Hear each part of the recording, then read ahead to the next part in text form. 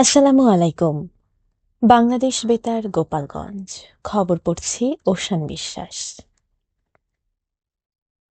আসন্ন ত্রয়োদশ জাতীয় সংসদ নির্বাচনকে সামনে রেখে গোপালগঞ্জের ৩টি সংসদীয় আসনে প্রার্থীদের মনোনয়নপত্র যাচাই বাছাই সম্পন্ন হয়েছে।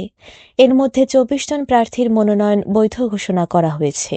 এছাড়া ভোটারের ১% ঘাটতি ও ঋণ খেলাপির কারণে ১২ জন প্রার্থীর মনোনয়ন বাতিল এবং ২ জনের মনোনয়ন স্থগিত রাখা হয়েছে। গতকাল জেলা রিটার্নিং কর্মকর্তার কার্যালয়ে সকাল 10:30 থেকে যাচাই বাছাই কার্যক্রম শুরু হয়ে চলে বিকেল পর্যন্ত। জেলা রিটার্নিং কর্মকর্তা জানান, গোপালগঞ্জ ১ আসনে ৪ জন, গোপালগঞ্জ ২ আসনে ৬ জন এবং গোপালগঞ্জ ৩ আসনে ২ জন প্রার্থীর মনোনয়ন বাতিল করা হয়। একই সঙ্গে ২ জন প্রার্থীর মনোনয়নপত্র স্থগিত রাখা হয়েছে। এদিকে আসন্ন ত্রয়োদশ জাতীয় সংসদ নির্বাচনকে সামনে রেখে নড়াইলের ২টি সংসদীয় আসনে মনোনয়নপত্রের যাচাই বাছাই সম্পন্ন হয়েছে। গতকাল জেলা প্রশাসক ও জেলা রিটার্নিং কর্মকর্তার কার্যালয়ে অনুষ্ঠিত যাচাই বাছাই শেষে ২৪ জন প্রার্থীর মধ্যে ৯ জনের মনোনয়ন বৈধ ঘোষণা করা হয়। এ সময় ১৩ জন প্রার্থীর মনোনয়ন বাতিল এবং ২ জনের মনোনয়ন স্থগিত করা হয়। জেলা রিটার্নিং কর্মকর্তা জানান, নড়াইল ২ আসনে ৩ জন ও নড়াইল ১ আসনে ১০ জনের মনোনয়ন বাতিল এবং ২ জনের স্থগিত রাখা হয়েছে। তিনি জানান, বাতিল হওয়া প্রার্থীরা নির্ধারিত সময়ের মধ্যে আপিল করতে পারবেন। শোভাযাত্রা ও আলোচনা সভার মধ্য দিয়ে গোপালগঞ্জের কোটালীপাড়ায় পালিত হয়েছে জাতীয় সমাজসেবা দিবস। গতকাল কোটালীপাড়া উপজেলা প্রশাসন ও উপজেলা সমাজসেবা কার্যালয়ের যৌথ আয়োজনে দিবসটি পালন করা হয়। প্রযুক্তি ও মমতায় কল্যাণ ও সমতায় আস্থা আজ সমাজসেবায় প্রতিপাদ্যে সকালে উপজেলা পরিষদের সামনে থেকে একটি শোভাযাত্রা বের করা হয়ে বিভিন্ন সড়ক প্রদক্ষিণ শেষে একই স্থানে এসে শেষ হয়।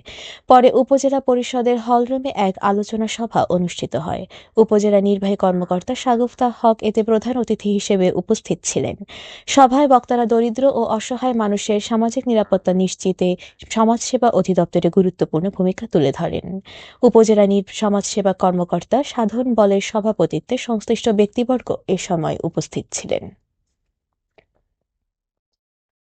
প্রযুক্তি ও মমতায় কল্যাণ ও সমতায় আস্থা আজ সমাজসেবায় এই প্রতিপাদ্যকে সামনে রেখে মাদারীপুরে জাতীয় সমাজসেবা দিবস পালিত হয়েছে।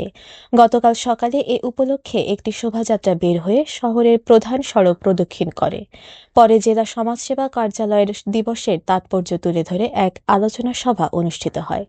অতিরিক্ত জেলা প্রশাসক রাজস্ব মোহাম্মদ আশরাফুল আলম এতে প্রধান অতিথি ও অতিরিক্ত পুলিশ সুপার মোহাম্মদ জাহাঙ্গীর আলম বিশেষ অতিথি হিসেবে উপস্থিত ছিলেন। দিবসটি উপলক্ষে ১৭৬ জন দুরারোগ্য ব্যাধিতে আক্রান্ত রোগীদের ৫০,০০০ করে আর্থিক অনুদানের চেক প্রদান করা হয়। এছাড়া ভিক্ষুক পুনর্বাসনে অটোভ্যান ও দোকানের উপকরণ, ক্ষুদ্র ঋণ বিতরণ এবং প্রতিবন্ধীদের হুইলচেয়ার প্রদান করা হয়। এ সময় সমাজসেবায় বিশেষ অবদানের জন্য শ্রেষ্ঠ কর্মকর্তা ও সমাজকর্মীদের সম্মাননা দেওয়া হয়। এছাড়া ফরিদপুরে জাতীয় সমাজসেবা দিবস উপলক্ষে আলোচনা সভা অনুষ্ঠিত হয়েছে। গতকাল সকালে জসিমউদ্দিন হলে আয়োজিত সভায় প্রধান অতিথি ছিলেন অতিরিক্ত জেলা প্রশাসক হাসান বিন মোহাম্মদ আলী। এই সময় সামাজিক নিরাপত্তা ও কল্যাণমূলক কর্মসূচি আরও জোরদার করার আহ্বান জানান। ঘন কুয়াশার কারণে শরীয়তপুর চাঁদপুর নৌ রুটে ফেরি চলাচল বন্ধ রয়েছে। শনিবার রাত 11:30 থেকে এই রুটে ফেরি চলাচল বন্ধ করে দেয় বাংলাদেশ অভ্যন্তরীণ নৌ পরিবহন কর্পোরেশন BIWTC। এতে দুই পাড়ে যাত্রীবাহী বাস ও পণ্যবাহী যানবাহন আটকা পড়েছে। ভোগান্তিতে পড়েছেন যাত্রী ও চালকরা। BIWTC এর নরসিংহপুর ফেরিঘাটের সহব্যবস্থাপক মোহাম্মদ ইকবাল হোসেন জানান, কুয়াশার তীব্রতার কারণে ফেরি চলাচল সাময়িকভাবে বন্ধ রাখা হয়েছে। কুয়াশার ঘনত্ব কমে পরিস্থিতি স্বাভাবিক হলে ফেরি চলাচল পুনরায় শুরু করা হবে। আসন্ন ত্রয়োদশ জাতীয় সংসদ নির্বাচন ও গণভোটকে সামনে রেখে মাদারীপুরে নির্বাচনী সচেতনতা বৃদ্ধিতে প্রচারণা চালিয়েছে জেলা তথ্য অফিস। গতকাল জেলা তথ্য অফিসের উদ্যোগে মাদারীপুর সদর সমন্বিত সরকারি অফিস ভবনের হলরুমে নির্বাচন সংক্রান্ত তথ্যভিত্তিক চলচ্চিত্র প্রদর্শন করা হয়।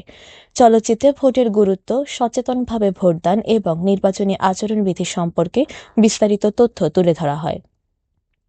এছাড়া একই দিনে রাজৈর উপজেলার বাজিতপুর ইউনিয়নে সড়ক প্রচার কর্মসূচি পরিচালনা করা হয়। এতে সাধারণ মানুষ ও শিক্ষার্থীদের ভোটাধিকার ব্যবহার ও গণভোটের প্রয়োজনীয়তা সম্পর্কে অবহিত করা হয়। জেলা তথ্য অফিস জানায়, জনগণকে দায়িত্বশীল ও সচেতন ভোটার হিসেবে গড়ে তুলতে এই ধরনের কার্যক্রম অব্যাহত থাকবে। সবশেষে আবহাওয়া।